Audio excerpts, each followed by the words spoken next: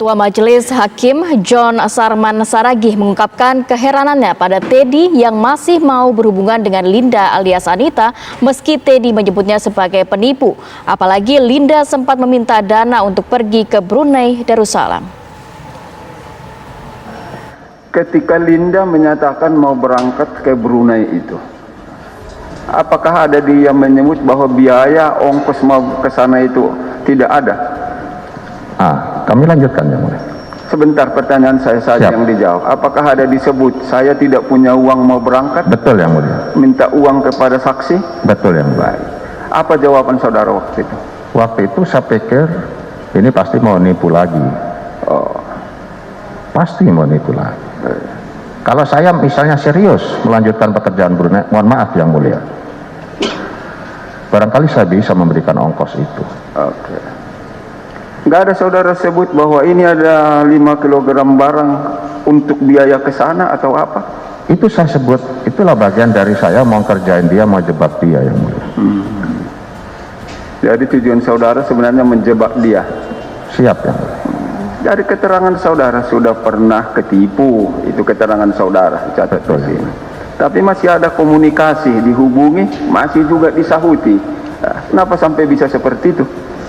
Tahun 2019 sudah saya tidak pernah membalas komunikasi yang bersangkutan. 2019 ke 2020, 2021 tidak pernah saya hubungi yang mulia. Sampai dengan 2022 itu pun di bulan Juni menawarkan itu lagi, saya bilang ini pasti mau bohongi lagi. Termasuk kepada saudara Dodi juga saya katakan jangan pernah kasih uang sepeser pun. Oke. Artinya menurut saudara tidak ada seperti itu ya. Nah, yang menarik tadi itu kan pertanyaan dari Pak Ketua ya, Pak Ketua Hakim terkait dengan mengapa masih seakan-akan mempercayai atau berkontak atau berkomunikasi kembali, karena pada hakikatnya orang kalau sudah merasa ditipu, tertipu atau ditipu habis-habisan, apalagi dengan orang sipil yang levelnya harusnya secara pemahaman hukum dan proses penyidikan itu lebih paham Pak Teddy Minahasa kan, tapi bisa diketahui dalam tanda petik ya bahwa apa yang disampaikan itu ternyata tidak ada hasilnya. Biasanya yang terjadi pada psikologis orang itu yang kemudian ditanyakan juga oleh ketua. Apa tanggapan dari terdakwa terkait hal itu. Tapi tentunya kalau ada pertanyaan yang disampaikan itu pasti jadi concern ya. Salah satu concernnya hakim terkait dengan hubungan Linda tadi ini, benarkah dia sebagai cepu pertama ya, cepu dari Minahasa, atau yang kedua juga berkaitan dengan perbuatannya Linda tadi itu, korelasinya dengan adakah perintah dari Teddy Minahasa dan Teddy Minahasa mengetahui adanya upaya jual beli terkait dengan barang bukti tersebut. Nah, karena kan versinya Teddy Minahasa ini dilakukan semacam undercover buying gitu ya. Sebenarnya dalam konteks tindak pidana narkotika Undang-Undang 35 tahun 2009 ini ada resikonya juga.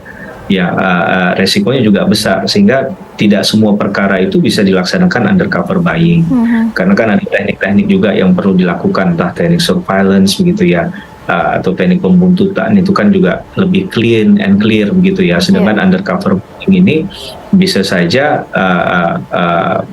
kalau tidak tepat dilakukan, proses penyalahgunaan kewenangannya lebih tinggi di sana dan lebih sulit untuk kemudian dilakukan pengawasan. Padahal dalam konteks misalnya tindak pidana narkotika kan untuk semua kasus ya, itu kan ada barang bukti yang kemudian secara undang-undang diberikan kekuasaan kepada penyidik untuk menguasainya dalam proses untuk membuktikan, misalnya dalam hal yang ada kepentingan hukum di tahap penyidikan gitu ya. Kemudian di level penuntutan juga ada, di pemeriksaan sidang pengadilan juga masih dibutuhkan hal itu. Tapi untuk menjaga netralitas atau dalam konteks ini adalah jangan sampai barang bukti ini hilang atau disalahgunakan. Nah, itu kan ada pengawasan-pengawasan tertentu di situ. Nah, ini yang harusnya dipedomani dan dipahami betul, sehingga ketika melakukan teknik undercover buying juga perlu melibatkan banyak aparat begitu ya.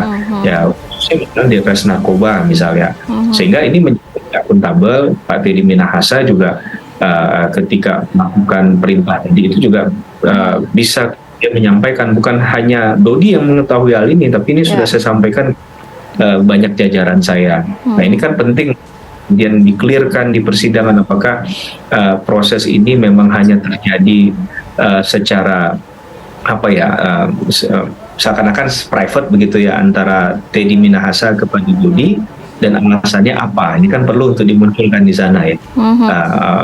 Menurut saya itu penting untuk jadi concern dalam pembuktian persidangan ini bagi kedua belah pihak, bagi Teddy Minahasa ataupun Dodi dan Linda tadi ya. Kalau saya pribadi tidak terlalu tertarik dengan hubungan pribadi tadi ya, itu di luar hal lain lah ya. Tapi dalam konteks bahwa hubungan tadi itu komunikasinya dengan satu tindakan perbuatan pidana tadi, itu yang penting untuk digali ya. Sehingga kan hakim bertanya di persidangan kemarin kenalnya di mana gitu ya. Kenalnya, kemudian ada momentum nggak yang kemudian ketika bahkan jaksa bertanya kok dinamai kalau nggak salah di WhatsApp itu cepu ya istilahnya kan. Nah, itu kemudian bahkan hal-hal kecil juga ditanyakan untuk memastikan apakah komunikasi ini memang satu arah atau dua arah gitu ya, berarti saling memahami, saling mengenal terlebih dahulu.